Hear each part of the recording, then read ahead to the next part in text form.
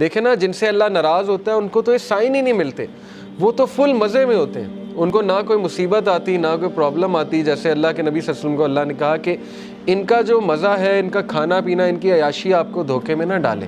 یہ اللہ تعالیٰ ان کو ڈھیل دے رہا ہے، یعنی اللہ ان سے اس حد تک ناراض ہو چکا ہے کہ اللہ ان کی کیئر ہی نہیں کر رہا. جیسے ایک حدیث میں آتا ہے، اللہ معاف کرے، کہ جس شخص کی اللہ فکر چھوڑ دیتا ہے نا، جس شخص سے اللہ ناراض ہو جاتا ہے، تو پھر اللہ کے نبی نے کہا کہ پھر اللہ تعالیٰ اس کی وہ بھٹکتا رہے اور وہ جس وادی میں مرے اللہ کو اس کی کوئی فکر نہیں ہے. یہ ہے اصل میں وہ شخص بدبخت جس نے، اور یہ کون ہے؟ وَلَا تَكُونُوا كَالَّذِينَ نَسُوا اللَّهَ فَأَنسَاهُمْ أَنفُسَهُمْ. کیا تو نے دیکھا اس کو جو اللہ کو بھول گیا تو پھر اللہ نے اس کو اس کا آپ بھلا دیا. اولئک هم الفاسقون، یہی تو فاسق ہے.